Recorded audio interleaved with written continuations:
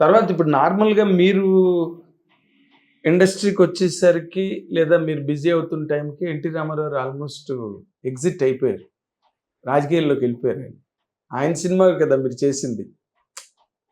ఆయన క్యారెక్టర్‌గా మండలాధీశుడు ఏదో చేశారు. మండలాధీశుడు. ఇప్పుడు తర్వాత నాగేశ్వరరావుతో మీరు కొన్ని సినిమాలు చేసినట్టున్నారు. కృష్ణ గారు, సోహన్ బాబు గారు వీళ్ళందరూ. వీళ్ళందరిలో మీకు నార్మల్‌గా మీరు చిన్నప్పటి నుంచి ఎక్కువ అభిమానించిన హీరో ఎవరు సార్? అప్పట్లో అందరికీ రామారావునేనండి. అందరికీ రామారావు మహానుభావుడు. తెలుగు సత్తా చూపించాడు. 6 నెలల్లో ప్రచారార్థం వేసుకుని నేషనల్ పార్టీ అయినటువంటి కాంగ్రెస్ని అదే మట్టి కరిపించి ముఖ్యమంత్రి అయిపోయి అసలు ప్రధానమంత్రి కూడా అయిపోతారేమో అన్నంత రేంజ్కి వెళ్ళి అంతైంది. అలాంటి వాడు ఆయన చరిత్ర ఆయనే చెరుపుకున్నాడు. నాకు నచ్చంది అది ఒక్కటే అయింది. నువ్వు ఎందుకంటే మహానుభావుడు గొప్పవాడు పక్కన పెట్టేయండి. వయసు వచ్చిన తర్వాత 60 ఏళ్ళు దాటిన తర్వాత భార్య అండి ఆవిడ మన ఆయన భార్య బసవతారకం గారు మహా ఇల్లాలు 12 మంది పిల్లల్ని కంది ఆయన ద్వారా సంకలో ఒకడు కడుపులో ఒకడు ఒళ్ళో ఒకడు పెట్టుకుని అలాంటి మహానుభావురాలే అంత వయసు వచ్చిందే నీకు. ఆ వయసులో ఆ మహానుభావురాలు మర్చిపోయి ఇంకో ఆడదాని మెడలో తాళి కట్టడానికి అసలు మనసెట్ట వచ్చిందండి నీకు. ఆ విషయంలో నాకు చాలా కోపం రామారావు విషయం. నీకేం కావాల్సి వచ్చింది ఆ వయసులో? సెక్సా ఏముంది నీకు? ఒకవేళ నువ్వు అనిపించింది ఎవరు చూడలేదు నేను, నా పిల్లలు నన్ను చూడలేదంటే పిల్లలు ఏమైనా మీరు చూడలేదంటే మమ్మల్ని ఎప్పుడు దగ్గర అది తీసే టైం ఏది ఆయనకి దగ్గర తీసుకునే టైం మీకోసమే రాత్రింబళ్ళు కష్టపడ్డాడు. ఒక్కొక్కడికి 3 కోట్లు 4 కోట్లు విలువ చేసి ఆస్తులు ఇచ్చాడు 12 మందికి. ఏమండి అంత గొప్ప జీవితం అనిపించాడు.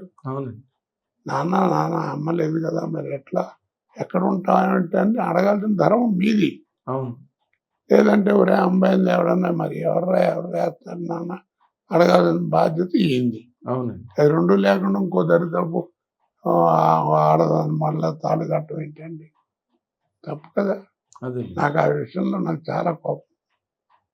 తర్వాత నీకు కావాల్సిన వయసులో అసిస్టెంటే, అంతేగాని సెక్చువల్గా ఏం పెద్ద సుఖ పెట్టేది లేదేవండి. మీ కులంలో చేసుకోండి, చక్కగా బోల్డ్ మంది ఉంటారు, ఏజ్డ్ వాళ్ళు ఉంటారు, చిన్నపిల్లలు ఉన్న చాకరీ చేయడానికి అలాంటివి ఉంటే బాగుంటుంది. కానీ ఈ దరిద్ర పని ఏంటి చెప్పండి. నాకు ఆ విషయంలో ఆయన అంటే ఎంత గౌరవం, అభిమానం, నాకు ప్రాణం ఆయనంటే. అలాంటి వాడు ఆ పని చేశాడంటే నాకు చాలా కడుపు చాలా ఇబ్బంది పడుతుంది నాకు తలుచుకుంటే. అలా చేయకూడదండి. ఆడవాళ్ళని ఎప్పుడైనా గుర్తుపెట్టుకోండి సార్, మనం ఎన్ని వేషాలు వేసినా 4 గోళ్ల మధ్యలో అర్ధాంగిని జాగ్రత్తగా చూసుకోవాలి. దాన్ని ఇబ్బంది పెట్టినట్టు ఎవ్వడు బాగుపడ్డాడు. ఎంతమంది నటులు లేరు? పద్మనాభం గారు, రాజనాల్ గారు, కాంతారావు గారు వీళ్ళంతా లేరు. పద్మనాభం గారు ఎంత కమెడియన్, ఎంత డైరెక్టర్, ఎంత ప్రొడ్యూసర్, ఎంత గొప్పవాడండి. అలాంటి వాడు 3 పెళ్ళిళ్ళు ఆయనకి. చివరికి సెకండ్ క్లాస్లో టికెట్, సెకండ్ క్లాస్లో 4 జనరల్ కంపార్ట్మెంట్ ఇలా గతి పెట్టింది. అప్పుడు ఇక్కడే బ్రహ్మానందం గారి గెస్ట్ హౌస్ ఇక్కడ ఉండేది కదా. ఒకరోజు ఆయన ఇక్కడికి పిలిచి ఆయనకి ఏదో ఆర్థిక సహాయం కూడా చేసి పంపించాడు బ్రహ్మానందం గారు.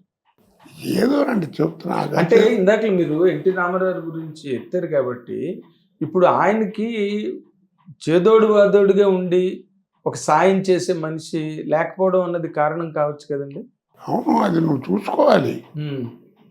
నువ్వు అడిగితే ఎవరు చెప్పండి. అవును, అవన్నీ ఊరికే. అయితే ఒక్కటి మీరు అన్న మాటతో నేను 100% ఏకీభవిస్తాను సార్. ఎందుకంటే రామారావుకి జీవితంలో చెరుపుకోలేని కళంకం ఏర్పడిపోయింది. రబ్బరుతో ఆయన చరిత్ర ఆయన చెరిపేసుకున్నాడండి. ఎన్ని ఆసుపత్రులు కట్టిస్తే ఏమొస్తుంది పుణ్యం. అవును, ఏదో ఆవిడకి న్యాచురల్గా ఏదో ఆడవాళ్ళకి ఏదో రావాల్సినటువంటి రోగం వచ్చింది, పోయింది ఆవిడ. అవునండి, ఏదో హాస్పిటల్ కట్టించారు. ఇది ఈ పని తప్పు కదా. ఇది చేయకుండా ఆ హాస్పిటల్ కట్టించడం చేశాడు అనుకోండి ఎంత గొప్ప పేరు ఉండేది. అవును, మీరు అన్నది 100% కరెక్ట్ అండి, దానిలో డౌట్ లేదు. వాజ్పేయి గారు వచ్చి ఓపెన్ చేశాడండి అవును హాస్పిటల్ని. మరి అవును సార్, మీరు అన్నది వేరే ఉద్దేశంతో కాదు, బాధతో అన్నమాట. అదే నాకు అర్థమైంది. కోపం కాదు. కానీ మరి ఏంటో మరి మరి వాళ్ళ పిల్లలు సరే పట్టించుకోలేదా? అది వదిలేండి చరిత్ర, మనం ఇంకేం అదే. అనలేం. అదో జీవితం. అదో జీవితం అంతే. నాగేశ్వరరావుతో మీ కాంబినేషన్ ఎట్లా ఉండేది సార్? బాగుండేదండి. అవునా? ఆయన ఎందుకంటే ఆయన చెలోక్తులు, చమత్కారాలు, జోకులు. ఆయన పాపం చచ్చేదాకా ఇట్లాంటి పిచ్చి పనులు చేయలే కదా. అవును. ఆయన అన్ని తెలుసుకున్న వైద్యాలు చేయించుకున్నాడు, కానీ ఆయన క్యాన్సర్ అనే సంగతి ఆయన తెలియలే. తెలిస్తే అమెరికా వెళ్ళి ఏదో ఒకటి చేసేవాడు. ఆ, ఆ దెబ్బ కొట్టేసింది ఆయన. నాతో బాగా సరదాగా ఉండేవాడు. ఆ చెట్టు కింద, ఆ మామిడి చెట్టు కింద కూర్చునేవాడు. ఆ అన్నపూర్ణ స్టూడియోలో ఆఫీస్ చదువుకున్న మామిడి చెట్టు ఏదో ఉండేది. ఒక కొమ్మని ఇట్ట పట్టుకుని ఆడించుకుంటూ ఆ కోటాన ఏంటి సంగతులు అంటుండేవాడు. నీ గురించి విన్నాను అది ఇది అని. ఆయన ఒక రోజు సభలో మాట్లాడుతూ కోట గురించి చెప్పాలంటే ఏం లేదు, రీప్లేస్మెంట్ లేని ఆర్టిస్ట్ అన్నాడు. అదే నేను ఇందాక నా ఇంట్రడక్షన్లో అదే కదా చెప్పాను, మా ఛానల్ ఇంట్రడక్షన్లో మా మా టీవీ ఆడియన్స్కి అదే చెప్పాను నేను. ఇంకా ఆయనకి రిప్లేస్మెంట్ లేదు. ఏ లాంగ్వేజ్లోనైనా ఆర్టిస్ట్కి రిప్లేస్మెంట్ వస్తే రావచ్చు. ఒక రంగారావుకి ఒక అంటే కైకాల సత్యనారాయణ గారి దాకా సినిమా ప్రభావం మనుషుల మీద ఉండేదండి. ఇప్పుడు ఏంటంటే మనుషుల ప్రభావం సినిమా మీద పడింది. అప్పుడు ఏంటంటే సత్యనారాయణ గారి దాకా 5 రకాల సినిమాలు ఉండేవి. సాంఘికం, పౌరాణికం, జానపదం, చారిత్రాత్మకం, కౌబాయ్ 5. ఇది తప్ప ఇంకోట్లేదు. అవునండి. నటన కూడా రిస్ట్రిక్టెడ్గా ఉండేది. ముస్లిం వేషం వేసామనుకోండి, మీకు ఇస్తే మాకి పెడతాం, మీకు ఇస్తే మీకి మాకి అని అట్టు ఉండేది. పొలిటికల్ ఇస్తే సోదర సోదరీమణులారా అని ఎంతో లిమిటేషన్స్ ఉండేవి. ఇప్పుడు అట్ట కాదు కదా. అందువల్ల ఏంటంటే ఆ 5 ఏమన్నా మీరు వేయాల్సిన వేషం ఉందంటే 5 వేషాలు, 5 సినిమాల్లో ఫలానా వేషం ఉంటే వేయలేదండి, వేస్తే బాగుండేది అనుకుంటున్నాను అనేవాడు. ఇప్పుడు అలా అనటానికి లేదు.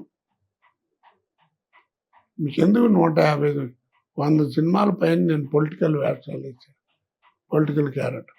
ఏది అవును. మీరు బోరు కొట్టలేదు ఎవరికి? అవునండి. కోట శ్రీనివాసరావు వల్ల సినిమా చెడింది అని ఎప్పుడన్నా అన్నారా? లేదండి, లేదు. అది నా అదృష్టం అంటే కాదు. మీకు ఓకే, మిమ్మల్ని ఎవరూ అనలేదండి. బట్ మీకు అసంతృప్తి అనిపించిన సినిమాలు నేను ఈ సినిమాలో కరెక్ట్గా చేయలేదు, కాదు. లేకపోతే డైరెక్ట్ ఎక్స్పెక్ట్ చేసినట్టుగా నేను చేయలేదు, మీకు పర్సనల్గా? నాకు అసంతృప్తి కష్టపడి చేసిన సినిమాలు లేకపోవడం. ఓకే. దానికి తగ్గట్టుగా పంజరం అనే ఒక సినిమా చేశాను కోడి రామకృష్ణ. అదే వినోద్ కుమారును మీనా. నేను హస్బెండ్ వేషం. ఏదో దాని సంసారం, దాని గొడవలతో ఏదో నాకు కట్టుకోవాల్సి వస్తుంది. వినాశమండేవాడు. ఒక స్టేజ్లో ఒకరోజు రాత్రి నడుస్తున్న మ్యారేజ్ అవుతుంది. పొద్దున్నే ఏం చేయలేక ఆ జుట్టు అంతా దాన్ని పాడు చేసి శారీ నలిపేసి ఎవరిని అడిగితే రాత్రి తెల్లారు నిద్రపోలేదు ఆయన అని చెప్పాలని అడిగి చెప్పే సీన్ ఉంది. ఆ సీన్ చేసిన తర్వాత స్టార్ట్ అవ్వగానే బయటకు వచ్చి నేను ఏడ్చింది. ఏంటంటే బాబు భయం వేసింది ఆయన చూస్తే నాకు అని అంటున్నాను. వైవిజయ్ ఫోన్ చేసింది ఎవరు. ఆ సినిమా ఫ్లాప్ అవడం చాలా. వైవిజయ్ ఒక రోజు ఫోన్ చేసి చాలా ఏళ్ళ తర్వాత మొన్న మధ్యన ఎప్పుడో కోటయ్య రాత్రి పంజరం సినిమా వచ్చింది, ఇప్పుడు గర్వపడుతున్నాను ఇలాంటి నటుడుతున్నా ఇన్నాళ్ళు యాక్ట్ చేశానని. ఏమి నటన అది అని 103 టెంపరేచర్ అండి అప్పుడు. అపోలో హాస్పిటల్లో ఉంటే ఆడ ఆ మొక్క నరసింహారావు వచ్చి లాక్కుపోయాడు. అదే నాగేంద్రని అతను అనుకుంటా సినిమా ప్రొడ్యూసర్, తర్వాత పోయాడు అతను. పోయాడు ఎవడు? నాగేంద్ర పోయాడు. చెప్తున్నా ఆ సెలైన్ చేతికి ఎక్కిస్తుంటే అట్లా పడుకోవడం, షార్ట్ అన్నప్పుడల్లా తీసేస్తే వచ్చేయడం మళ్ళీ పెట్టుకోవడం. ఓ, అలా చాలా ఉన్నాయండి. అంటే ఆ సినిమా పంజరం ఒకటి బాగా దెబ్బతిందండి, సినిమా ఆటల. అలాంటప్పుడు బాగా బాధ వస్తుంది. ముక్కా నరసింహారావు అని పెట్టారు కదంట. ఆడింటి పేరు ముక్క, నోట ముక్క రాదు. ఇలాంటి వాళ్ళందరినీ పెట్టి కూడా హిట్ టీవీ యాప్, ఇందులో short news, live news, entertainment shows, movies, digital magazines తో పాటు మీ జిల్లా వార్తలను కూడా ఫ్రీగా చూడొచ్చు. ఇంకెందుకు ఆలస్యం, వెంటనే హిట్ టీవీ యాప్ ని డౌన్లోడ్ చేసుకుని ఫ్రీగా ఎంటర్టైన్మెంట్ పొందండి. Hit TV app. Hit TV app. Please download Hit TV app. Hit TV యాప్ని ఫ్రీగా డౌన్లోడ్ చేసుకొని ఎంజాయ్ చేయండి. మీకు నచ్చిన ఎంటర్టైన్మెంట్ కోసం హిట్ టీవీ యాప్ ని ఫ్రీగా డౌన్లోడ్ చేసుకుని ఎంజాయ్ చేయండి. హిట్ టీవీ యాప్ని డౌన్లోడ్ చేసుకుని ఆస్వాదించండి, ఆశీర్వదించండి. ఇంతమంది సెలబ్రిటీలు హిట్ టీవీ యాప్ ని డౌన్లోడ్ చేసుకోండి అని చెప్తున్నారంటే ఎంత మంచి యాప్ ఆలోచించండి. అమెరికా అమెరికా అమెరికా అమెరికాలో చదవాలనుకునే వాళ్ళకి విశ్వసనీయమైన పేరు మన శౌర్య కన్సల్టెన్సీ. UK లో 1 year masters. UK లో 1 year masters. 2 years work permit up to 5 years visa. Contact Saurya Consultancy. Contact 89851 89851.